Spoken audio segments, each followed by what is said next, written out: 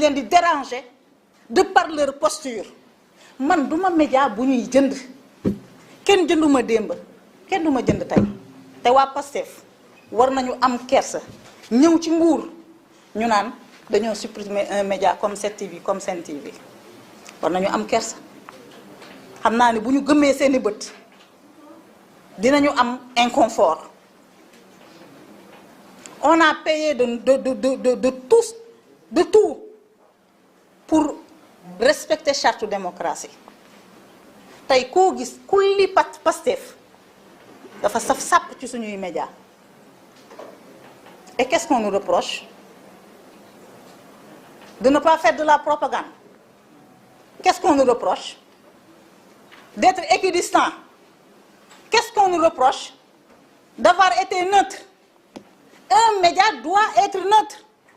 Au nom de quoi nga war a reprocher un média sa neutralité parce que yow jàpp nga ne tu mets en avant un projet.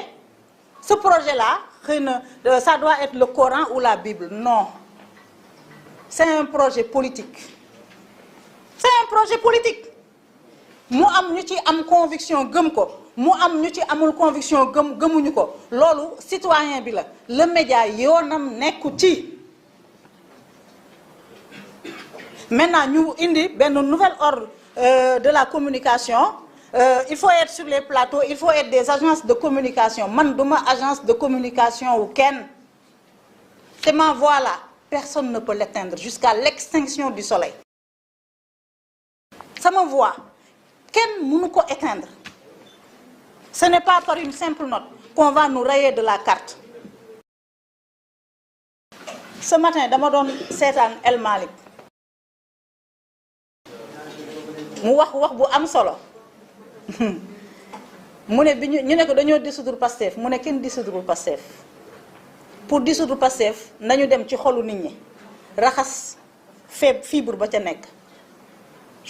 damay utiliser même réflexion bi ñun pour faire taire li nekk ci ñun en tant que journaliste il faudra nous prendre la vie.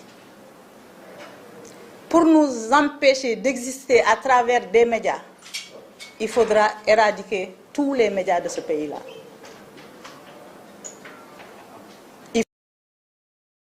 La carte des médias non médias il faudra aussi nga def ko nga dem ci xolu sénégalais yi ko bëgg di ko seetaan nga dindi ci mbëggeel biñ ci am. nañu bàyyi caaxaan réew dafa war a am état de droit mënuloo ñëw nga fekk des entités qui existent nga bëgg a remettre en cause seen existence. te ñooñu dañoo asseoir seen existence sur des bases légales c'est-à-dire même l'entreprise que tu as créée ministère bi daf ko enrayé daf ko dindi. fan la teg abus yooyu ce ministre là depuis qu'il est là acte yi muy posé yëpp il est dans ci wàllu bot nga ñëw tu promeus nu mu tudd benn ay entité média bu ñu waxee nga ne convention des jeunes reporters ñu ngi leen di jaajëfal dugg na fii génn na fii tu ignores le patronat di promouvoir ñeneen te ay ñu ne mu ne ma ce matin moom mu ne ce matin bi muy def loolu def ci ànd ak ñoom CORED ak ñooñu nañu jël seen waxal na jël ay responsabilités am te mu xam ne Daouda Mine il a la commission nationale de la carte de presse mais ñoom ñi CORED nekk ci entité boobu nañu jël seen responsabilité. Boobaak léegi Sénégal mu ngi nekk ci crise politique ba muy nekk ci crise politique gis nañu seen taxawaay dañu doon tànn les combats. Ils s'en sont pris à des professionnels et pourtant tous les jours des gens qui n'ont pas le droit d'exercer ce métier-là ñu ngi nekk ci dans des tribunes di wax lu leen neex di def lu leen neex di attaquer ay gor di saaga ay nit kenn régulé wu leen. Des médias certains médias bu ñu amee jafe-jafe des médias yoo xam ne CORED mosul taxaw def leen la leçon par rapport à leur éthique et à leur déontologie CORED day noppi et je prie Mamadou Thior mu bañ a nekk complice de ce meurtre qu'on est en train de commettre. Parce que taxawaayam parfois moi ça ne me rassure pas. Nan nga mën a nekkee dans une commission ñu jël cette décision unique là dans une commission yow nga nangu ko le ministre daf leen engagé nañu jël seen responsabilité. Correct, c'est un tribunal des pairs mënul remplacer le patronat mënul remplacer le SYNPICS lu ministère bi di daf ko ci yóbbaale xëy na ministre bi dafa jàpp ne ñoom ñoo ànd et que ñoom ñoo bokk gis-gis.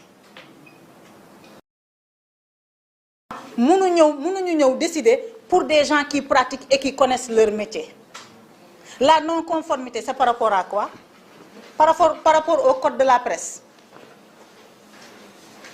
Nañu génneel les dispositions du code de la presse yi nga xam ne dafa éliminer ces médias là. Moi j'aimerais bien que ñoom ñu communiquer sur ça. Au même moment où ils ont sorti la liste mënoon nañu génne la liste des autres médias pour non-conformité et puis ñu joxe les raisons. Mais man à mon âme et conscience lenn rek laa jàpp mooy ne y a un agenda qu'on est en train de dérouler mais c'est peine perdue. Dafa am agenda bu ñu nekk di dérouler agenda boobu ba ca cëppaandaw la ils vont choisir les médias qui vont exister, qui vont parler. Ils vont choisir les journalistes qui vont exercer, qui vont parler. Toutes les voix discordantes, ils vont les faire taire. C'est ñàkk xam Sénégal. Stature de la pensée. Da nga desee xam l'histoire de ce pays-là. Sénégal ku fiy jéem restriction de liberté da nga desee xam l'histoire de ce pays-là et de ses citoyens. Sénégal ku fiy jéem injustice da nga xamul. Te nit mënuloo ñëw nga dénoncer des injustices yow nga ñëw nga yor tous les pouvoirs nga bëgg a dérouler nu mu tudd les pires injustices. Amul sens bokkul ci ngëm-ngëm bokkul ci conviction. Dès aujourd'hui les décisions seront attaquées. Je disais la dernière fois qu'on est dans un combat de corporation. Man mën naa xeex sama xeex de et j'ai les moyens de mon combat. Ku ci bokk ak ku ci bokkul jàppal ne bokkaguloo ci mais boo taxawul ci ñoom nu ñu bëggee xamal ne sa bés mu ngi ñëw. Cette affaire, c'est un affront orchestré, perpétré par le ministère de la Communication et ses hommes. Mbiru revanche mu ngi ci soxor mu ngi ci.